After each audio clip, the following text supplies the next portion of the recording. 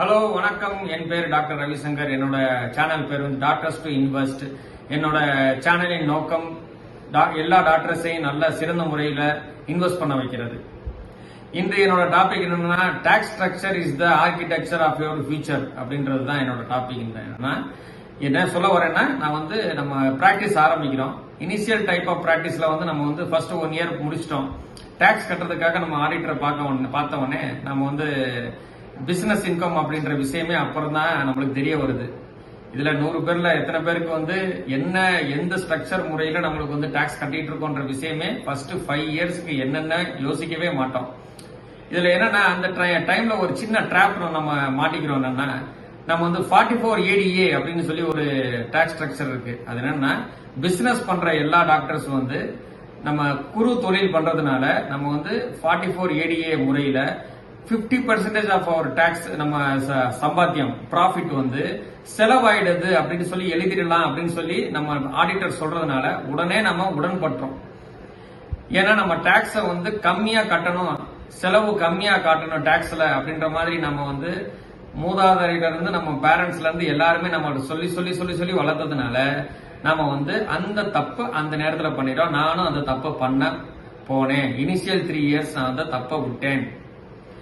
அடுத்து நம்ம வந்து புரிஞ்சுக்கிட்டேன்.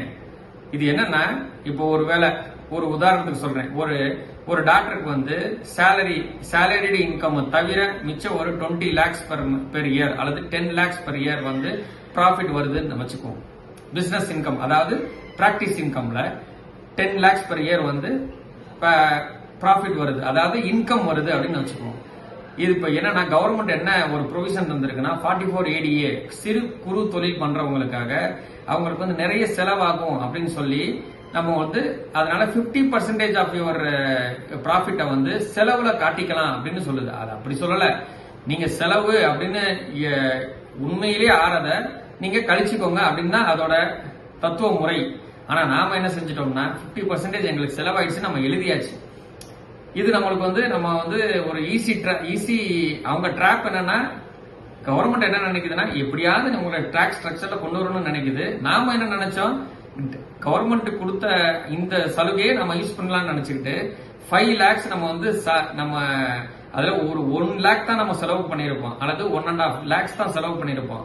மிச்சம் இருக்கிற 3.5 lakh நம்ம காட்டுறதே கிடையாது, நம்ம செலவுன்னு எழுதியாச்சு. இப்போ ஃபார் எக்ஸாம்பிள் 20 lakhs ப்ராஃபிட் வந்திருக்குன்னா 10 lakhs செலவுன்னு காமிச்சாச்சு. 25 lakhs 40 lakhs ப்ராஃபிட் அப்படின்னு நினைச்சுக்கோங்களேன். அது நாட் ஓன்லி பிசினஸ் இன்கம். இந்த கன்சல்டண்டா ஒர்க் பண்றாங்க பாத்தீங்களா, அதுவும் பிசினஸ் இன்கம் தான். அதுல பெட்ரோல் செலவை தவிர மத்த என்ன செலவு இருக்கு? ஆனா நம்ம எல்லாமே 20 lakhs செலவுன்னு எழுதியாச்சு. இப்ப நம்ம இதுல என்ன ட்ராப் அப்படின்றத சொல்றேன்.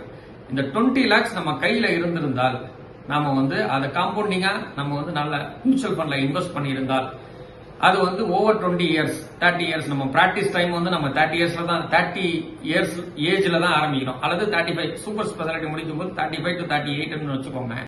அந்த நேரத்துல தான் நம்ம வந்து கரெக்டா நம்ம வந்து காம்பவுண்டிங்ல மியூச்சுவல் ஃபண்ட்ல நம்ம இன்வெஸ்ட் பண்ணிட்டு இருந்தா எவ்வளவு வந்திருக்கும் அப் டு 60 இயர்ஸ்ல.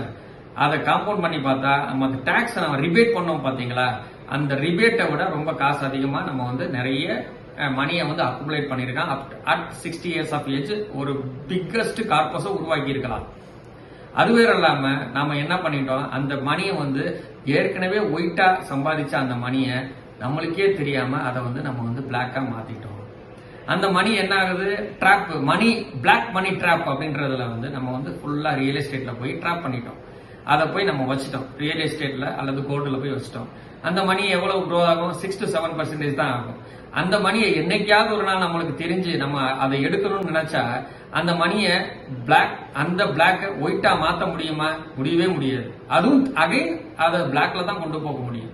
சோ இந்த டாக்ஸ் ஸ்ட்ரக்சர், இந்த சின்ன விஷயத்தை நம்ம தெரிஞ்சுக்கிட்டா நம்ம வந்து accumulation at the end of 60 இயர்ஸ்ல வந்து ரொம்ப கரெக்டா இருக்கலாம்.